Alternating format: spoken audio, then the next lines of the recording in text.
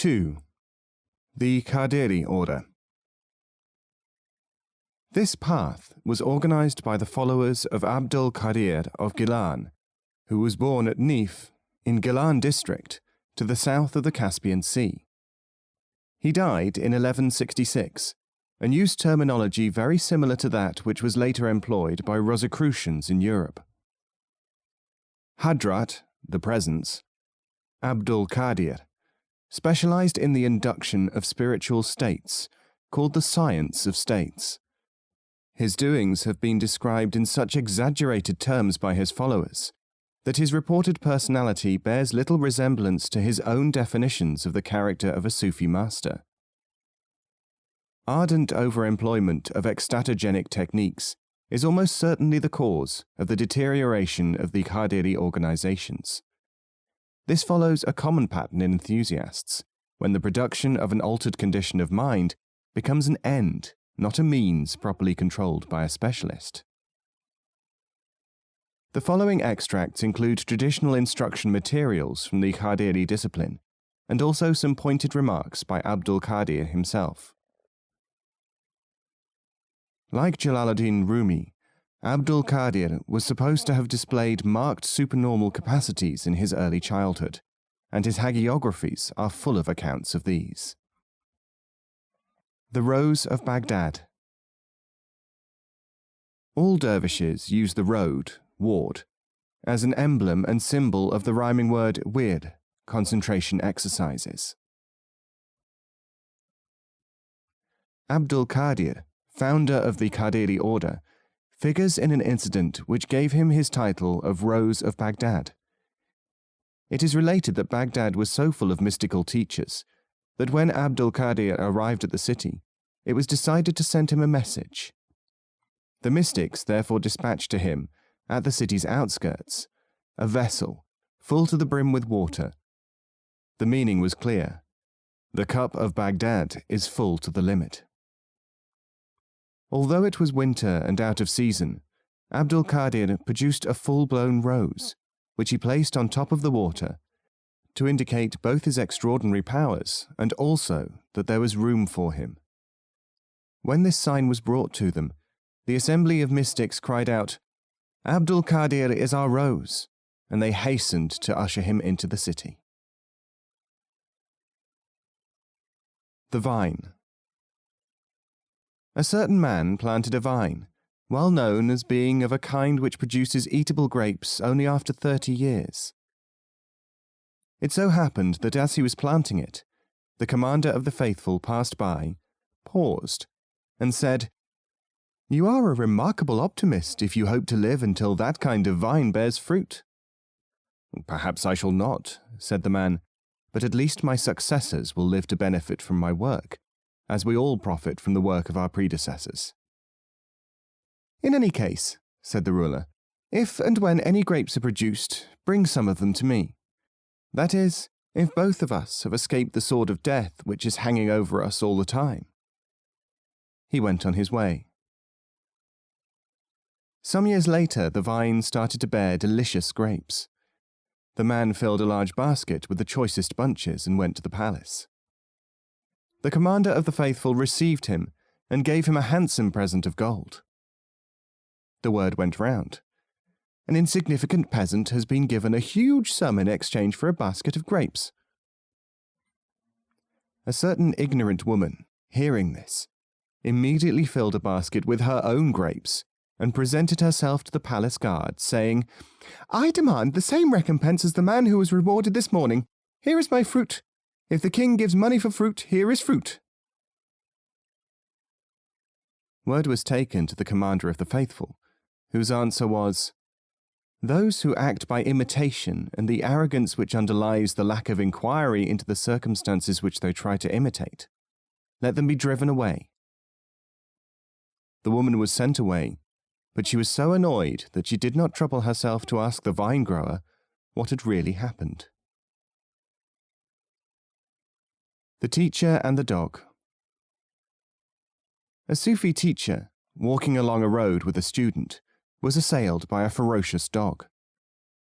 The disciple was furious and cried out, How dare you approach my master in such a manner?" "Well, he is more consistent than you are," said the sage, "for he barks at anyone in accordance with his habit and proclivities, while you regard me as your master, and are wholly insensitive to the merits of the many illuminates whom we have already passed on this journey, dismissing them without a second glance." States and Jackals. The jackal thinks that he has feasted well, when he has in fact only eaten the leavings of the lion. I transmit the science of producing states. This, used alone, causes damage. He who uses it only will become famous, even powerful. He will lead men to worship states, until they will almost be unable to return to the Sufi path. Abdul Qadir of Gilan. The Rogue, the Sheep, and the Villagers. Once there was a rogue who was caught by the people of a village. They tied him to a tree to contemplate the suffering which they were going to inflict on him, and went away, having decided to throw him into the sea that evening after they had finished their day's work. But a shepherd, who was not very intelligent, came along and asked the clever rogue why he was tied up like that. "Ah," said the rogue, "some men have put me here because I will not accept their money." "Why do they want to give it to you, and why will you not take it?" asked the astonished shepherd. "Oh, because I am a contemplative, and they want to corrupt me," said the rogue. "They are godless men." The shepherd suggested that he should take the rogue's place, and advised the rogue to run away and put himself out of reach of the godless ones. So they changed places. The citizens returned after nightfall, put a sack over the shepherd's head, tied him up, and threw him into the sea. The next morning they were amazed to see the rogue coming into the village with a flock of sheep. "Where have you been, and where did you get those animals?" they asked him. "Oh, in the sea there are kindly spirits who reward all who jump in and drown in this manner," said the rogue. In almost less time than it takes to tell, the people rushed to the seashore and jumped in. That was how the rogue took over the village.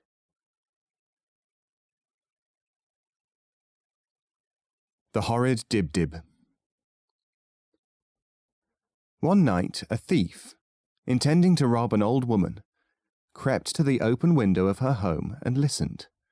She was lying on the bed, and the thief heard her talking with powerful emotion in the most strange manner. She was saying, "Ah, the Dib-Dib! The horrid Dib-Dib!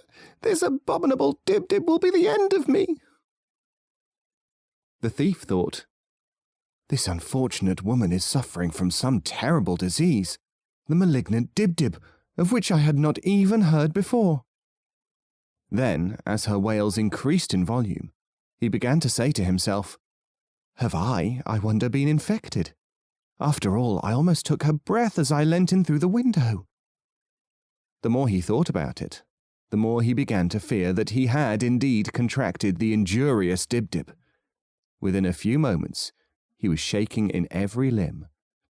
He only just managed to totter home to his wife, moaning and groaning, "The sinister Dib-Dib! How can there be any doubt that the accursed Dib-Dib has got me in its grip?" His wife put him to bed at once, greatly fearful. What dreadful thing had attacked her husband? She imagined at first that he must have been pounced upon by some wild animal called a Dib-Dib. But as he became less and less coherent, and she could still find no mark upon him, she began to fear that it was a matter of supernatural intervention. The person whom she knew to be best qualified to deal with such a problem was, of course, the local holy man. He was something approaching a priest, learned in the law, known as the sage Faki. The woman immediately went to the house of the sage and begged him to come to see her husband.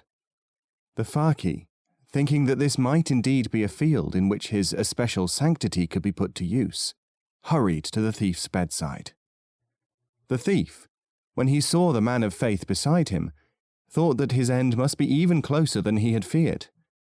Mustering all his strength, he muttered, "The old woman at the end of the road She has the accursed Dib-Dib, and it has flown upon me from her. Help me if you can, Reverend Faki." "My son," said the Faki, although he was himself perplexed, "bethink yourself of repentance and pray for mercy, for your remaining hours may now indeed be few." He left the thief and made his way to the old woman's cottage. Peering through the window, he distinctly heard her whimpering voice as she writhed and shuddered. "Foul Dib-Dib, you are killing me! Stop, stop, evil Dib-Dib, for you are sapping my very life's blood away." And she continued for some time in this vein, occasionally sobbing and sometimes remaining silent. The Faki himself now began to feel as if an eerie chill passed through him. He started to shake, and his hands clutching the window frame caused it to rattle like the chattering of teeth. At this sound, the crone leapt from her bed and seized the now terrified Faki by the hands. "What are you, a man of respectability and learning, doing at this time of night looking through decent people's windows?" she shrilled. "Good, but unfortunate woman," faltered the learned one. "I heard you speak of the awful Dib-Dib, and now I fear that it has its clutches upon my heart as well as upon your own, and that I am physically and spiritually lost." "You incredible fool!" screeched the hag. "To think that for all these years I have looked up to you as a man of books and wisdom. You hear someone say Dib-Dib, and you imagine that it is going to kill you. Look there, in yonder corner, and see what the appalling Dib-Dib really is." And she pointed to the dripping tap, which the Faki suddenly realized was leaking with the thud of dib, dib, dib. But divines have resilience. In next to no time he felt himself marvellously restored by the relief from his troubles, and hurried back to the house of the thief, for he had work to do. "Oh, go away," groaned the thief, "for you deserted me in my necessity, and the sight of so depressing a face offers little reassurance as to my future state." The elder interrupted him. "Ungrateful wretch! Do you think that a man of my piety and learning would leave a matter such as this unsolved? Attend, then, closely to my words and acts, and I shall show you how I have worked untiringly in accordance with my celestial mandate towards your safety and recovery." The word recovery immediately focused the attention of both the thief and his wife upon the imposing dignity of that reputed sage. He took some water and said certain words over it. Then he made the thief promise never to steal again. Finally, he sprinkled the prepared water over the thief with many a polysyllabic word and gesture, ending with, "Flee, unclean and infernal Dib-Dib, whence thou camest, never returning to plague this unhappy man." The thief sat up, cured. From that day to this, the thief has never stolen again. Neither has he told anyone about the miraculous cure, because in spite of everything, he still does not much like the sage and his ideas. And the old woman, normally a gossip, has not spread the word of the idiocy of the Faki. She plans eventually to turn it to good account. Some occasion will arise for a bartering of good turns, perhaps. And of course, the Faki. Well, the Faki is not of a mind to have the details bruited about, and he will not recite the tale either. But, as is the way of men, each of the people involved has told his or her own version, in strict confidence of course, to one other person. And that is why you have been able to know the whole story of the woman, the thief, the priest, and the terrible Dib-Dib. The thief, the shopkeeper, and the law. A thief broke into a shop. While he was there, a sharp awl, which the shopkeeper had left on a shelf, entered his eye and blinded it. The thief went to the law, saying, "The penalty for stealing is prison, but the penalty for negligence causing injury to an eye is considerable damages." "Oh, he came to steal from me," said the shopkeeper in his own defence. "That will be dealt with by another court," said the judge, "and cannot concern us here." "If you take all my possessions," said the thief, "my family will starve while I am in prison. That is clearly not fair upon them." "Then I shall order the shopkeeper's eye to be put out in retaliation," said the judge. "But if you do that," said the shopkeeper, "I shall lose more than the thief did, and it will not be equitable. I am a jeweller, and the loss of one eye would ruin my capacity for work." "Very well," said the judge.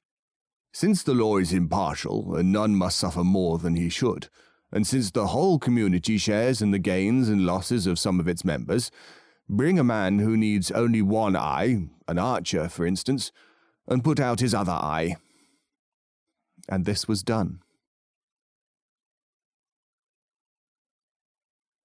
Help his friends. Help his friends, whatever their guise. One day you will hear, "I was needy, and you did not help me. Those who have helped my friends have helped me." Ibn al-Arif al-Qadiri, quoting a tradition of Muhammad the Prophet. The pay and the work. A horse once met a frog. The horse said, "Take this message to a snake for me, and you can have all the flies which surround me." The frog answered, "I like the pay, but I cannot say that I can complete the work." The plant. At the entrance to the house of Abdul Qadir Gilani was one day to be seen a flower in a pot. Beside it was a notice. "Smell this and guess what it is." Each person who entered was given writing materials and was invited to write the answer, if he wished, to the conundrum. At the end of the day, Abdul Qadir handed a box containing the answers to a disciple. He said, "Everyone who has answered a rose may remain, if he desires, to proceed with the teaching. Anyone who has written nothing or anything other than a rose is dismissed." Someone asked, "Is it necessary to resort to superficial methods to judge fitness for discipleship?" The great teacher answered, "I know the answers, but I wish to demonstrate for all the others that superficial manifestations signal interior character." And he thereupon handed the company a list. This contained, although he had not seen the answers of the entrance, a list of the names of each one who had written a rose. This illustrates one meaning of the phrase, "The obvious is the link to the true." What Abdul Qadir saw inwardly could be shown outwardly as well. In this way, and for this reason, is a certain kind of conduct expected of disciples.